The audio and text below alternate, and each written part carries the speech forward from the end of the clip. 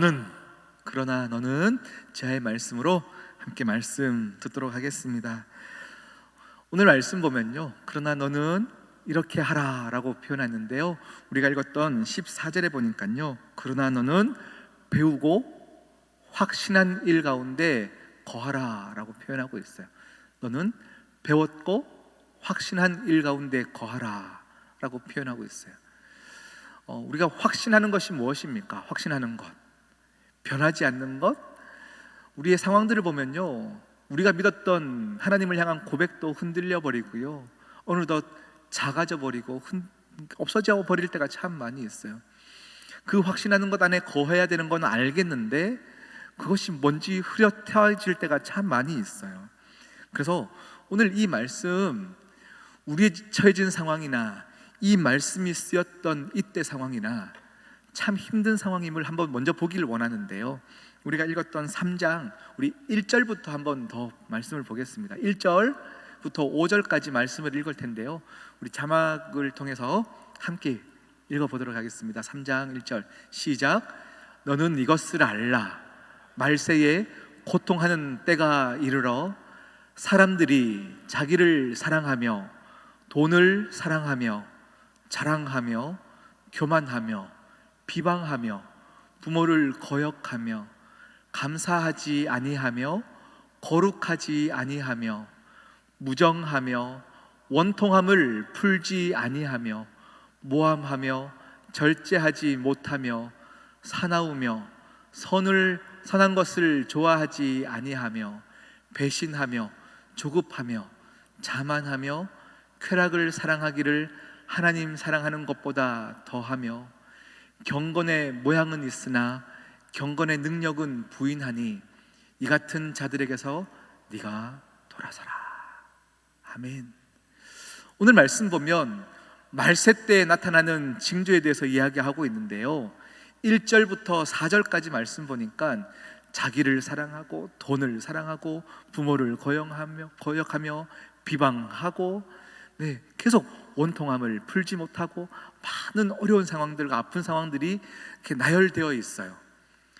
우리가 이 말씀을 언뜻 쉽게 읽으면요, 그냥 하나님을 모르는 백성들, 세상을 사랑하는 사람들은 저런 모습으로 사나보다 라고 읽었는데, 5절 말씀을 읽어보니까 경건의 모양이 있는 자들에게서 나타나는 징조다라고 말하고 있어요.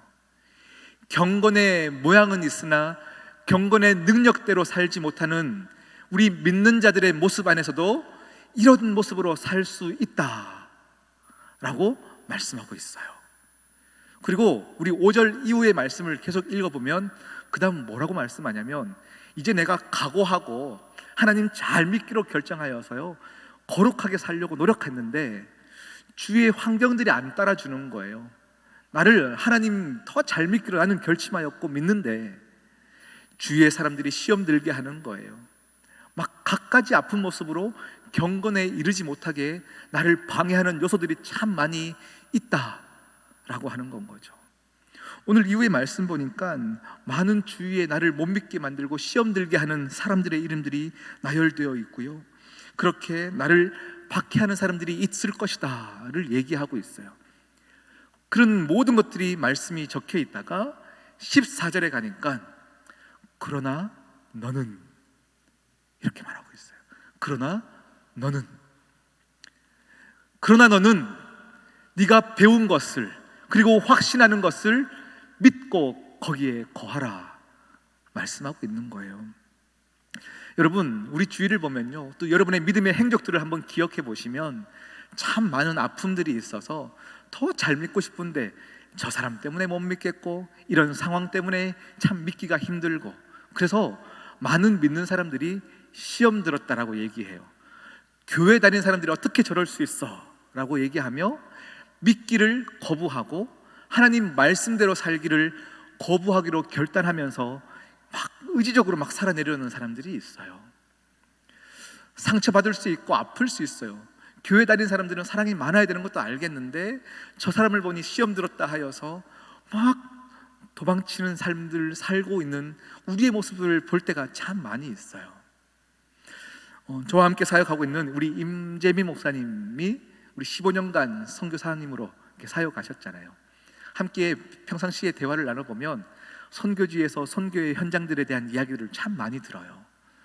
정말 복음 앞에서 십자가로 달려가기 위해서 몸부림치는 선교사님들이 참 많이 있는데, 또 어떤 선교사님들은 아름답게 그냥 잘 홍보하고 국내에 있는 교회들에 우리는 이런 사역하고 있습니다, 멋지게 홍보하는 데에 열중하여 가지고요, 그냥 많은 선교 후원금들을 받는 것에 힘을 쏟는 선교사님들도 분명히 또 계시다는 거예요. 그러니 참 가슴 아프다. 정말 열정으로 선교하는 선교사님들이 피해를 받는 상황들이 참 많이 있다, 이런 얘기들을 많이 들어요. 그러면 또 우리 국내에 있는 우리 교인들은 한 번씩 우리가 또 선교지로 답사를 가면, 우리는 또 영적인 존재이기 때문에 진짜와 가짜를 우리도 사실은 어렴풋이하게마나 다 알고 있어요. 그러면 우리는 또 시험 들었다라고 하고요, 에이, 선교 후원할 필요 없고 선교 헌금할 필요 없다라고 하면서 선교를 향한 우리의 열정들을 그냥 탁 닫는 경우도 참 많이 있음을 본다는 거예요. 여러분, 우리 인간의 연약함과 우리 인간의 죄성 때문에 선교하는 것이 마땅한 것이나, 우리가 이 죄성을 보았다 하여 진정으로 하나님께 나아가는 이 선교를 멈추는 것은 정상이 아니죠. 정말로 신음하며 가는 곳에 우리 또한 선교하는 것에 결정하는 것은 지극히 당연한 것입니다. 이와 동일하게 우리가 교회에서 사역을 하다 보면요, 또 많은 사람과 부대끼다 보면 상처받아요. 또 말씀대로 살려고 하는데 이게 너무 쉽지 않거든요. 그럴 때 여러분이 말씀 앞에 거하는 것을 포기하고 하나님의 은혜 안에 누려야 되는 것들을 포기한다면 그것만큼 어리석은 게 없다라는 건 거예요. 어떠한 상황 속에서도 우리는 그러나 너는 배우고 확신한 일에 거하라, 흔들리지 말라는 건 거죠. 그런 모습 가운데 시험 들었느냐? 그래도 흔들리지 마라, 확신 가운데 거라 말하고 있어요. 오늘 말씀 보면요, 우리가 14절부터 읽었는데요, 우리 13절 말씀을 한번 성경을 통해서 한번 읽어볼까요? 13절입니다. 시작. 악한 사람들과 속이는 자들은 더욱 악하여져서 속이기도 하고 속기도 하나니. 네, 악한 사람들과 속이는 자들은요 점점 악해진대요. 그래서 속이기도 하고 속기도 한다는 거예요. 이 말씀은 여러분, 뭔가 거짓말 해가지고요 여러분을 속이는 사람들이 많아질 거다, 이렇게 이해하셔도 되고, 이 말씀을 원어로 봤더니 헬라어로 봤더니 고에테스라는 단어를 써요. 속이다라고 할 때 고에테스라는 단어를 쓰는데, 이 단어는요 고아오라는 단어에서 이어진 유래된 단어입니다. 고아오라는 단어가 뭐냐면요, 장례식을 할 때 돈을 주고 곡해주는 사람들을 살 때 이 사람들을 향하여서 고아오라고 합니다. 다시 말하면 내가 지금 슬퍼서 우는 게 아니고 돈 받고 우는 거예요. 그냥 애곡해 주는 건 거죠. 속이는 거예요. 고아오, 나는 지금 슬프지 않은데 돈을 벌기 위해서 슬픈 척 하는 것을 고아오라고 하는 거예요. 그런데 오늘 이 본문에서 고에테스, 스스로 속이는 자, 이 부분은 우리가 신앙생활들을 하고 하나님 사랑합니다라고 고백하는 이 고백 안에서 진실한 고백이 아니라 스스로를 속이면서 경건의 모양은 있으나 경건의 능력이 없는 사람들을 향해서 고에테스라고 하는 거죠. 근데 이게 시간이 지나면 지날수록 내가 지금 잘 믿고 있다고 스스로도 속고 살아가고, 누군가를 향하여서도 그렇게 속이면서 살아가는 자들을 향해서 고에테스. 오늘 말씀은 여러분에게 말하고 있어요. 이 말세 때의 이 징조를 향하여서 고에테스 하지 말라, 스스로 속지도 말고 누군가를 속이지도 말라 말하고 있는 거예요. 또 신앙생활하는 것들을 그저 복받기 위해서, 그냥 돈 받고 곡해주는 사람처럼 나 행복하기 위해서 그냥 그렇게 신앙생활하면서 경건의 능력 없이 살지 말라, 하나님이 우리에게 말씀하고 있는 거예요. 그래서 이런 시대가 많아지고 주위를 보면 그런 사람들이 많아지는 이 신앙의 여정 속에서, 그러나 너는 네가 확신하는 일 가운데 거하라 말씀하고 있는 거예요. 좋아요. 그러면 확신 가운데 거하고 싶어요. 그런데 어떻게 하는 것이 확신 가운데 거하는 것인가가 뒤에 나와 있죠. 15절 말씀 보니까 또 어려서부터 성경을 알았나니 성경은 능히 너로 하여금 그리스도 예수 안에 있는 믿음으로 말미암아 구원에 이르는 지혜가 있게 한다라고 하는데요, 성경은 우리로 하여금 구원에 이르게 한대요. 아멘? 믿으십니까? 성경이 여러분을 구원에 이르는 지혜로, 구원에 이르는 능력으로 이끌어 가신대요.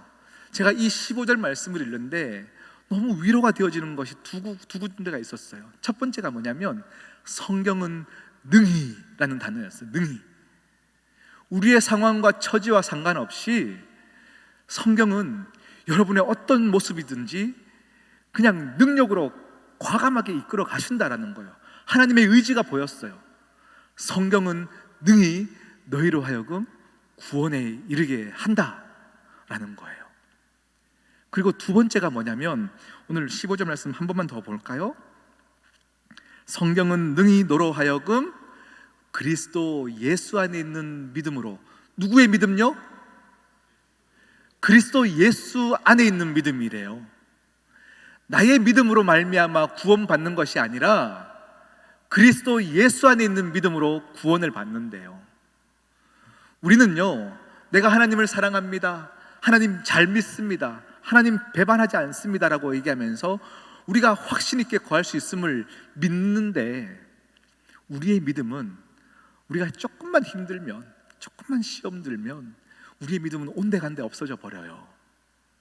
그리고 베드로가 그랬잖아요. 저는 절대 하나님 부인하지 않습니다. 그때 그것은 거짓말이 아니었어요. 정말로 확신 가운데 고백했던 고백이었어요. 그런데 상황이 조금 바뀌니까 내가 주님을 모릅니다 라고, 그의 믿음은 능력이 없어요.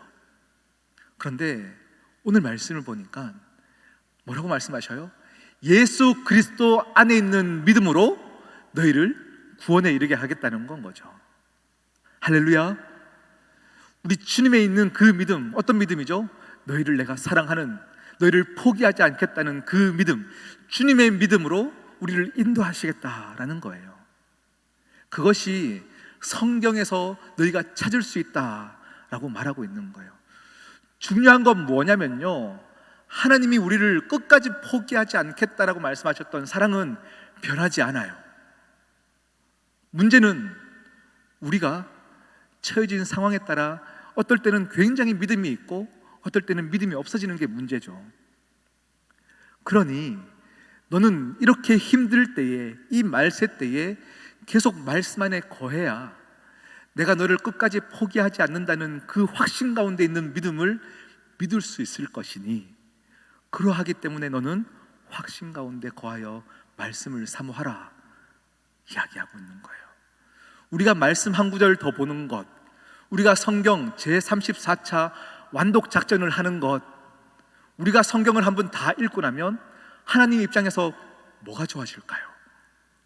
내가 성경을 한번 다 읽으면 하나님이 부자가 되어질까요? 하나님이 힘이 세지는 것일까요? 아니에요. 우리가 자녀를 키워보면 그렇지 않습니까? 자녀들이 어릴 적에는요, 밥 먹기 싫어해요. 부모는 어떻게든 밥을 먹이려고 해요. 이거 한 숟가락만 더 먹자, 이거 먹으면 맛있는 것도 사줄게, 다독이면서 밥을 먹이는 거예요. 왜요? 아이가 밥 먹으면 부모가 더 넉넉해집니까? 아니요. 좋은 것 없어요. 그런데 이걸 먹어야 이 아이가 살 수 있고 성장할 수 있는 생명이기 때문에 부모는 부모가 좋은 것처럼 막 다독이면서 먹이는 건 거죠. 먹이는 거예요. 잘했다 잘했다 칭찬해 주면서 계속 먹이는 거예요. 하나님이 우리에게 네가 말씀 안에 거하라 라고 했던 하나님의 그 간절함은 하나님에게 좋은 게 아니라 우리는 말씀 안에 거해야 살 수 있는 존재로 만들어져 있다는 걸 하나님이 아시는 거예요. 그런데 어느덧 말씀을 듣지 않고 말씀 안에 살지 않았는데도 사라지네 라는 건 거죠. 사라지네. 이렇게 말씀을 한번 포기해 봤는데 한번 주일 성수를 빠져봤더니, 놀러를 갔더니 이 목회자의 마음 같아서는요, 주일 한번 몰래 빠졌을 때 막 다리가 다치고 아프면 여러분들이 더 잘 믿을 것 같잖아요. 네, 그런데 말씀대로 한번 빠져봤는데 잘 되네, 행복하네가 경험되어지기 시작하면 우리의 영적인 존재는요, 말씀과 멀어질 수밖에 없는 존재로 만들어져 있어요. 말씀을 먹어야 살 수 있는 존재로 우리는 만들어져 있는데, 말씀이 필요 없어도 살 수 있다를 알아가면요, 여러분 정말로 병이 나기 시작하는 거예요. 그것을 부모인 하나님께서 아시는 거예요. 이 말세 때에 너희가 돈을 사랑하고 비방하는 것, 이것이 당연하지 않은 시대인데 너희가 이것을 당연하다고 느끼며 사느냐, 그리고 경건의 모양만 가지고 살아가느냐. 그러나 너는 다시금 말씀 안에 거하라. 하나님의 간절함이 여러분의 안에 있는 거예요. 할렐루야. 네, 여러분 신앙생활 하다 보면요, 시험 들 때가 있습니다. 참 힘들 때가 있습니다. 정말로 너무 시험이 들어가지고요, 정말로 사람 얼굴도 보기 싫을 때가 참 많이 있어요. 근데 오늘 성경은 그러한 상황 가운데 첫 번째는 우리를 살게 하기 위해서 말씀을 주셨어요. 우리 16절 말씀을 한번 읽어볼까요? 16절입니다. 시작. 모든 성경은 하나님의 감동으로 된 것으로 교훈과 책망과 바르게 함과 의로 교육하기에 유익하니. 네, 성경은 하나님의 감동으로 되어서 우리를 훈련시키신다라고 말하고 있어요. 어떨 때는 책망하시는 거예요. 우리의 마음의 본성이 하나님과 멀어지고 싶고 내 마음대로 살고 싶은 우리의 마음의 본성 가운데 성경을 읽었더니 그렇게 살지 마라고 얘기하는 건 거죠. 어떨 때는 잔소리로 느껴지는 거죠. 정말 말씀만 딱 닫고 살면 너무 행복할 것 같고 자유롭게 살 수 있을 것 같은데, 그러니 우리는 막 귀를 닫고 싶은 거예요. 저 보기 싫은 사람만 안 보고 살면 좋을 것 같은데 성경은 자꾸 사랑하라 그러고 용서하라고 그러는 거예요. 그러니 못하겠습니다. 그런 우리에게 성경은 계속 우리로 하여금 교훈하고 책망하고 의로 교육하면서 계속 하나님이 우리를 성장시키신다라는 거예요. 오늘 말씀은 제가 사실은 우리 3부 예배 때는요, 우리 유치부 아이들과 우리 유년부 아이들, 초등부 아이들이 우리 특순으로 하나님께 영광 돌려요. 이 아이들에게 어떤 말씀을 함께 예배 참석할 때에 전할까 하면서 말씀을 본문을 정했는데요, 이 말씀을 준비하다 보니까 아이들을 위한 말씀이 아니라 우리 정말로 장성한 우리의 모습 가운데 스스로 살 수 있다라고 생각하는 우리 가운데 너무 필요한 말씀이어서 제가 더 은혜가 되었어요. 여러분, 우리는 스스로 살 수 없는 존재입니다. 그리고 성경대로 살자, 성경 말씀대로 거해야 되는 것들은 우리가 선택하는 것이 아니라 당연히 이 말씀대로 살아야지 여러분 살 수 있습니다. 그리고 이렇게 살아야 복이 있습니다. 믿습니까? 정말로 그렇습니다. 우리 욥기 42장 말씀, 42장 10절 말씀인데요, 우리 자막을 통해서 함께 읽어보겠습니다. 욥기 42장 10절입니다. 시작. 욥이 그의 친구들을 위하여 기도할 때 여호와께서 욥의 공경을 돌이키시고 여호와께서 욥에게 이전 모든 소유보다 갑절이나 주신지라. 아멘. 네, 욥은 모든 것이 빼앗겼습니다. 모든 것을 잃었습니다. 그때에 세 친구가 욥에게 와서 그렇게 얘기하죠. 네가 하나님께 죄를 지어서 그랬을 거야. 네가 하나님 앞에 옳지 못하게 살았기 때문에 그런 거야. 막 말씀으로 그에게 상처를 주는 거예요. 막 정죄하기 시작하는 거예요. 욥이 너무 상처를 받았어요. 절대 그렇지 않아. 나는 정말 열심히 살았어. 그렇게 하나님께 신음하고 상처를 어떻게든 해보려고 했는데 오늘 42장에 보니까 욥이 친구들을 위하여 기도하기 시작할 때에 하나님이 갑절의 은혜를 주셨다라고 표현하고 있어요. 오늘 이 말씀은요, 여러분, 우리가 공식처럼 이해를 하면 안 됩니다. 용서하면 더 많이 복 받는구나. 어떤 복을 받기 위한 공식으로 이해하기는 굉장히 무리가 있는 말씀입니다. 하나님은 친구들의 상처들 속에서도 욥을 향한 원래부터의 계획이 분명히 있었습니다. 그런데 그럼에도 불구하고 오늘 이 본문을 통하여 그 계획이 이루어진 것은 친구들을 위해 중보기도를 시작하기 위해로 결정한 때부터 주어졌다는 이 본문에 주목하여야 합니다. 여러분, 상처가 있으십니까? 누군가에게 아픔을 겪었습니까? 처해진 상황 때문에 아프십니까? 그때에 말씀 안에 거하십시오. 그리고 말씀이 여러분에게 말씀하시는 대로 여러분 그냥 순종하고 나가십시오. 그때에 오늘 우리가 읽었던 6절에 모든 성경이 여러분을 향하여서 교훈하시고 책망하시고 의로 교육하시며 다시금 유익하게 하십니다. 다시 말하면 성경은 나를 하나님의 사람답게 만들어 가시는 거예요. 하나님의 사람답게. 그렇게 살아야 행복합니다. 제가 오늘 말씀을 준비하다 보니까 자꾸 우리 아이들을 양육할 때가 떠올랐어요. 그래서 아이들 자꾸 얘기를 해서 죄송한데요, 아이들을 키우면 여러분 처음에 가나다라를 가르치죠. 왜요? 글을 읽어야 되니까요. 근데 아이들은 싫어해요. 왜 자꾸 공부시키냐는 건 거죠. 가나다라 마바사, 틀린 거 없죠? 가나다라 마바사. 자, 부모가 아이들에게 글을 읽는 능력을 키우기 이유는요, 나중에 학교 가면 교과서를 읽을 때 읽는 능력을 키우게 하기 위함도 있습니다. 그런데 글을 읽고 나면 그것으로 끝나는 것이 아니라 글을 읽을 줄 알아야 그 다음에 고전 문학들을 읽으면서 세상의 지혜와 지식을 더할 수 있는 건 거죠. 예를 들면 셰익스피어의 책들을 읽어가며 저자의 원하는 것이 무엇인지를 알며 세상이 넓어지는 건 거죠. 이 책을 읽으면서 감동을 받는 거고, 그렇게 더 많은 것들을 받을 수 있고 누릴 수 있는 존재가 되어지는 것이죠. 우리가 성경을 읽을 때는요, 성경을 한 장 읽었으니까 믿는 자로서 그냥 무슨 말인지 이해는 안 되는데 왠지 일독하지 않으면 신앙이 없어 보이고, 누군가는 일독하는데 나도 체면치레하기 위해서 일독하는 것, 그냥 성경을 읽는 행위가 아니에요.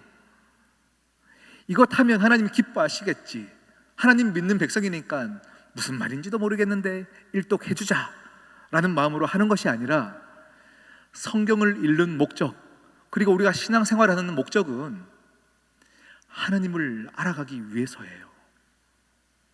하나님을 알아가기 위해서. 일독해도 무슨 말인지 모르겠으나 계속 여기 머무는 것, 이렇게 머물다 보면 조금씩 하나님을 알아가는 건 거죠.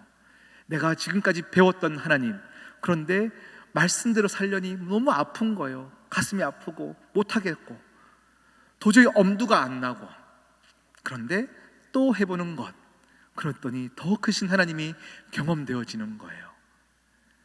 그렇게 되어지면 두 번째 복이 있습니다. 그것이 뭐냐면 오늘 마지막 절 17절인데요, 이는 하나님의 사람으로 온전하게 되어져서, 그 다음 복이 뭐냐면 모든 선한 일을 행할 능력을 갖추게 되어지는 거예요. 모든 선한 일을 행한 능력을 갖추게 하려 합니다. 이 능력이 우리에게 하나님을 알아가면서 주어졌을 때, 다시 3장 1절에서 우리가 맞닥뜨려야 될 3장 1절의 말세 때에 자기를 사랑하고 돈을 사랑하며 부모를 거역하고, 이런 시대를 살아가는 우리가 선한 능력으로 누군가를 사랑하며 누군가를 용서해주며 돈을 사랑하기보다 하나님을 사랑하며 이 모습으로 흔들리지 않고 살 수 있게 되어질 것이다 라고 주님이 우리에게 말씀하고 계신 겁니다. 우리는 구원받은 자입니다. 우리의 어떠함과 상관없이 구원받은 자인데, 구원을 먼저 받다 보니 와서 보면요, 시험 들거리들이 많아요. 힘들어요. 그러니 막 포기하고 싶을 때가 많은데, 그때에 여러분 말씀을 꽉 붙잡으시는 거예요. 그래서 시간이 어느덧 지나 보니 구원은 여전히 똑같이 동일하게 받았으나 예전에 흔들렸던 시험거리들이 이제 넉넉하게 웃으며 이제 다 품을 수 있는 선한 능력을 행할 사람으로 만들어져 가더라라는 겁니다. 할렐루야. 여러분, 우리는 이런 복을 사모하여야 합니다. 말씀을 사모하고 말씀을 먹으며 하나님 주신 그 말씀대로 판단하지 않고 그냥 순종하며 나아가는 것, 그때에 여러분 모든 하나님의 백성들을 다 끌어안을 귀한 하나님의 백성이 될 줄 믿습니다. 우리 함께 기도하시겠습니다. 하나님 참 감사합니다. 은혜 안에 믿음을 가졌습니다. 그런데 이 믿음을 아름답게 사용하기 위하여서 말씀에 거하는 우리 모두가 되어지게 하여 주시옵소서. 함께 하실 주님을 찬양하오며 이 모든 말씀 예수 그리스도의 이름으로 기도드립니다. 아멘.